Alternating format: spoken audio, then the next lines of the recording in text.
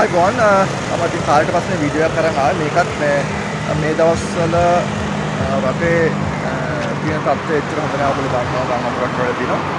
ඉතින් මේ වෙලාවේ මම ඉන්නේ කල්තර පාලමුල්ද.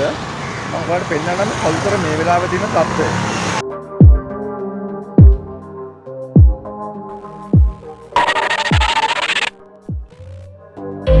ඉතින් පාලමේ මෙන්න මේ වගේ තමයි දැන් කල්තර පාලමුඩ තත්ත්වය. right.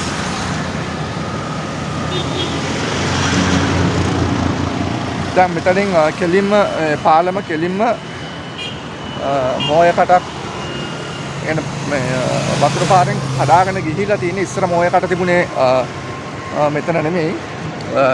දැන් ඔයගොල්ලන්ට පේනවා මෙතන මේ කඩාගෙන ගිහිලා ඉස්සර මොය කට තිබුණේ මෙන්න මෙතනින් කෙරවලට ගිහිල්ලා ඒ ඈතින් තමයි තිබුණේ. හැබැයි දැනට අවුරුදු ගානකට පෙර ඇතිවෙච්ච ගම් වතුර බස්සන්න මෙන්න මේ හරියෙන් වතුර පාර මේ පස් ටික අයින් කරා. ඒ කඩාගෙන ගිය පාරේ වතුර සැරට සම්පූර්ණම මෙතනින් පස් ටික හොදගෙන ගියා. ඊට පස්සේ දැන් තත්ත්වය තමයි දැන් මේ පාරත් මෙන්න මෙතනින් දැන් මෙතන සාමාන්‍යයෙන් ඔහොම නෙමෙයි තිබ්බේ. ඔතන තිබ්බේ පස් පිරීලා තිබුණේ. දැන් මේ වතුර පාරට කෙලින්ම කඩාගෙන ගිහිල්ලා. දැන් ඒක හන්ද තමයි ගොඩක් වෙලාවට මේ කල්තර ප්‍රදේශයේ ගොඩක් වෙලාවට යට වෙනවා. නමුත් දැන් වතුර පාර රැඳෙන්නේ නැහැ. ඒක නිසා කෙලින්ම මෙතනින් වතුර පාර ගලාගෙන යන නිසා ගොඩක් වෙලාවට කල්තර යට වෙන ප්‍රමාණය දැන් අඩුයි. මේක තමයි කළුගඟේ ස්වභාවය.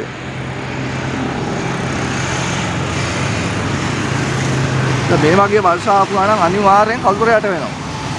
කල්තර අවට ගම්බිම් ගොඩක් යට වෙනවා. නමුත් මේ පාර එහෙමක් නැහැ. අත්‍තරම මෙන්න මේ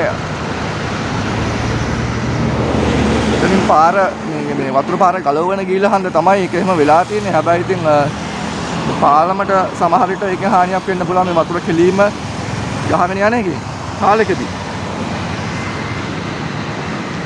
හරි අපි යමු බලන්න. අපි අන්න අර පැත්තට අරාරේ මේ සුට්ටක් ගිහිල්ලා බලමු අපි ඒ හරිය කොහොමද කියලා. හරි. ඔයගොල්ලන්ට පේන්නේ අතන පාලම. ඒ පාලම උඩ තමයි මම ඉස්සලම හිටියේ. මෙන්න මේ පාලම උඩ.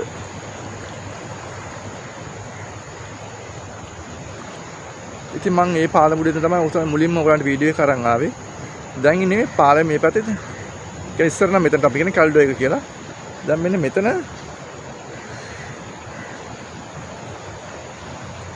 බලන්න මේ වතුර ගහගෙන යන විදිහ.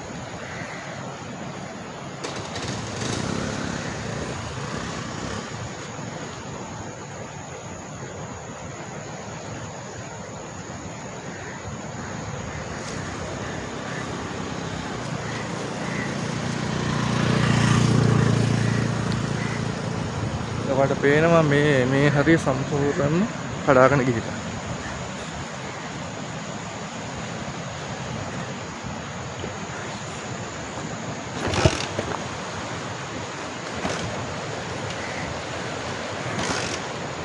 වතුර සැර යන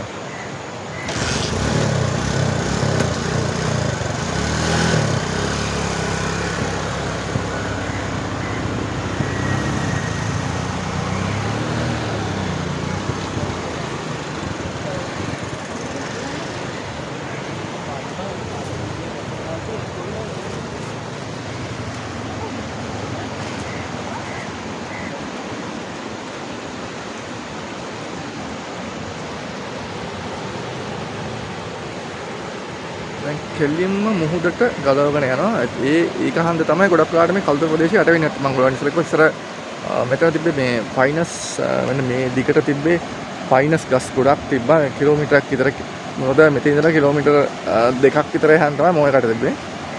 එතකොට මේ හරි සමීකරණ ෆයිනස් ගස් තිබුවේ.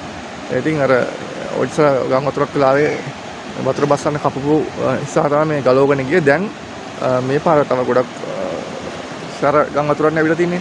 ඒකට දැන් ඊටු ටිකක් දැන් මේ ගලවගෙන ගිහලා දැන් එයා කල්තර ගොඩක් ප්‍රදේශය යට වෙන්නේ නැතුව බේරලා තියෙන්නේ. මෙන්න මෙතනින් මෙන්න මේ විදිහට වතුර බහගෙන යන හින්දා.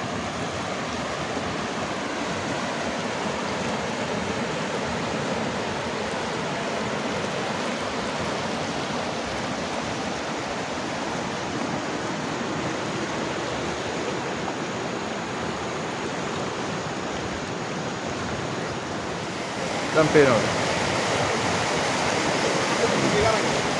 මුහුදයි ගඟයි දැන් යා වෙලා තියෙනවා.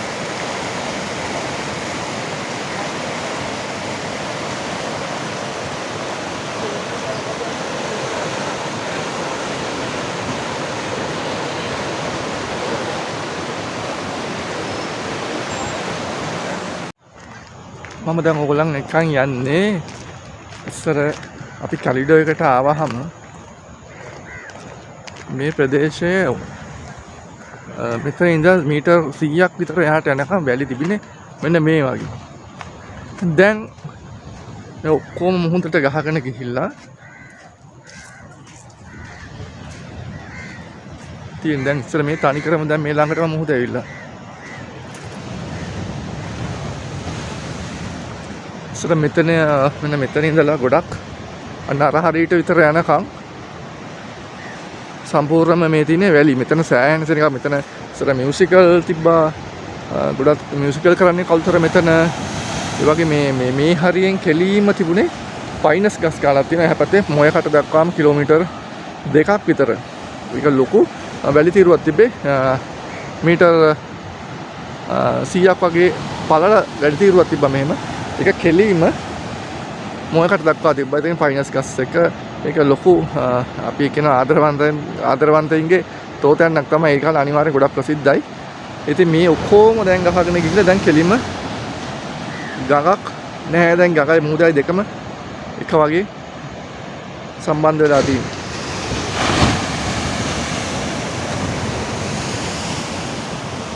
තමයි දැන් ඉතින් මේ දැන් මේ පොදාගෙන යාම නිසා තමයි මේ ගල් දාලා තියෙන්නේ. අර පේනවද? දැන් මෙහෙම තමයි දැන් මේ වෙලාවේ මේක ආරක්ෂා කරලා තියෙන්නේ. ඉතින් මෙහෙම හරි තියෙනවා.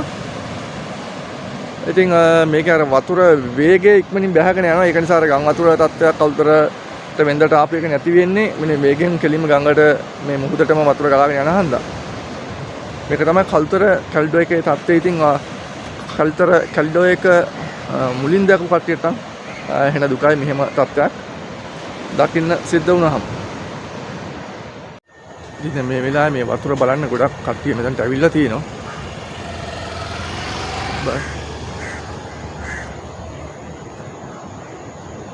සම්පූර්ණම වෙනස් පරිසරයක් තමයි දැන් තියෙන්නේ.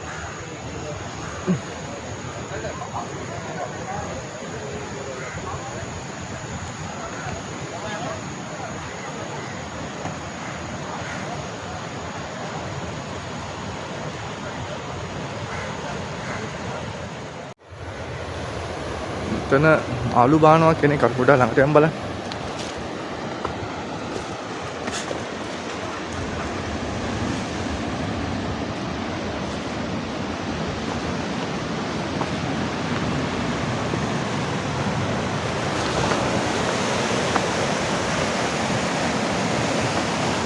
ඉතින් අයි මේ ඔයා මේ පැත්තද? මම කටුකුරුන්දේ.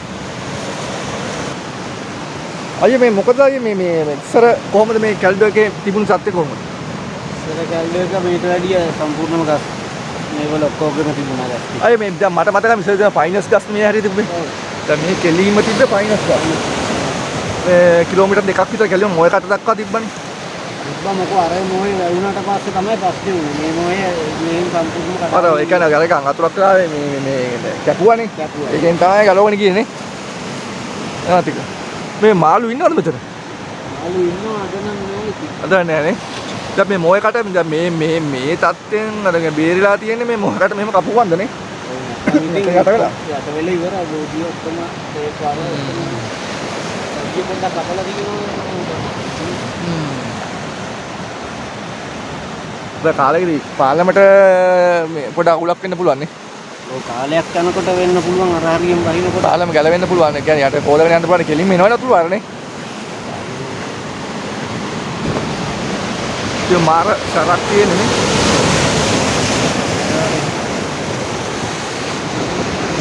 ඉතින් මේක තමයි කළුතර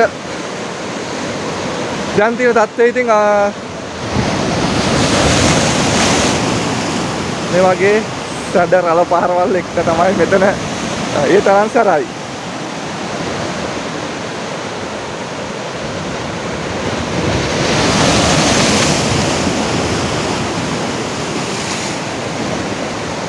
මම සෑහෙන කාලෙකින් මෙතනට ආවේ.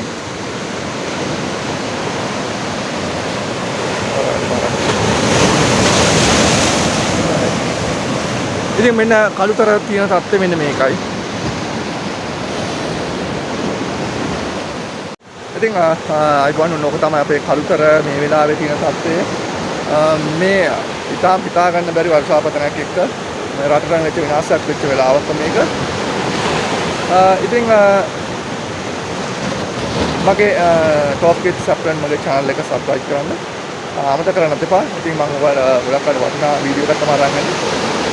ඉතින් මේ ගම් වතුරෙන් අතරම මේ මිනිසුන්ට හානියක් නොවේවා කියලා ප්‍රාර්ථනා කරනවා. මොකද මේ වෙනකොට ගොඩක් මිනිසුන්ට හානි වෙලා තියෙනවා. ඉතින් තව ඉස්සරහට කිසිම මිනිසෙකුට හානියක් වෙනකොට වෙන්න එපා කියලා තමයි මගේ ප්‍රාර්ථනාව. ඉතින් එහෙනම් තවත් හොඳ වීඩියෝ එකක් අරගෙන එනතුරු ගිහින් එන්න ඔයගලන්ට. ජය වේවා.